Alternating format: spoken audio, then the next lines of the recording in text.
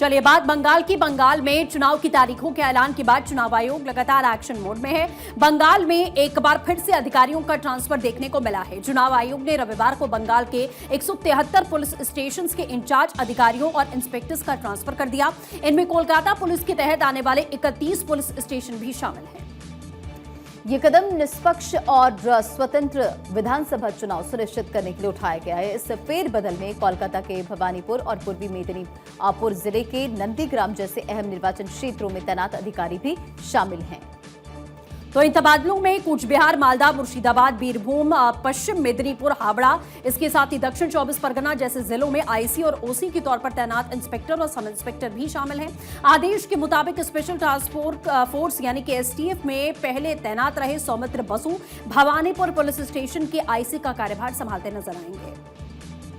भवानीपुर में मुख्यमंत्री ममता बनर्जी का मुकाबला उनके पूर्व सहयोगी और अब प्रतिद्वंदी बन चुके शुभेंदु अधिकारी से होने वाला है। इन दो दिग्गज नेताओं के भवानीपुर से चुनाव लड़ने में से ये एक वीआईपी सीट बन गई है। भवानीपुर के अधिकारियों का भी ट्रांसफर हुआ है।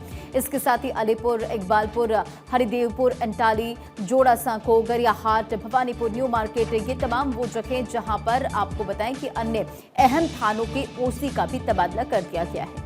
इसके साथ ही आयोग ने एक और कदम उठाते हुए पूर्वा मेदिनीपुर में 14 ब्लॉक डेवलपमेंट अधिकारियों के तबादले का आदेश दिया, जिनमें नंदीग्राम 1 और नंदीग्राम 2 ब्लॉक के अधिकारी शामिल हैं। चुनाव आयोग के अधिकारियों ने बताया कि इतने बड़े पैमाने पर किए गए इन तबादलों का मकसद है कानून व्यवस्था बनाए रखने में निष्पक्षता सुनिश्चित करना और स्थानीय प्रभाव को कम करके चुनावों के मैदान में सभी के लिए समान अवसर उपलब्ध करवाना।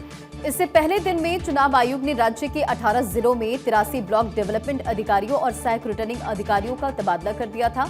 उन्होंने बताया था कि इस बड़े फेरबदल में कूच बिहार के दिनहाट 2 से लेकर दक्षिण 24 परगना जिले के डायमंड हार्बर 1 और 2 तक के ब्लॉक शामिल हैं।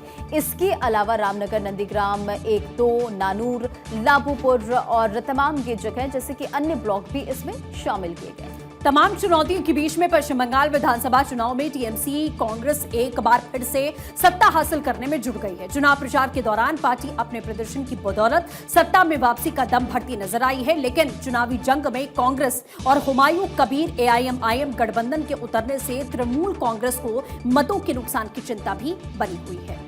बंगाल चुनाव में कांग्रेस की सभी सीटों पर लड़ने का ऐलान किए जाने के बाद समीकरण और भी बदलने के कयास लगाए जा रहे हैं। कांग्रेस और एआईएमआईएम हुमायूं कबीर के गठबंधन को कुछ सीटों पर मतों का फायदा मिल सकता है। उधर कांग्रेस बेरोजगारी, महंगाई और विकास से जुड़े मुद्दों के दम पर चुनावी जंग में उतर रही है, लेकिन इसे भी पश्चिम बंगाल में पार्टी की मौजूदगी के संकेत के तौर पर देखा जा रहा है।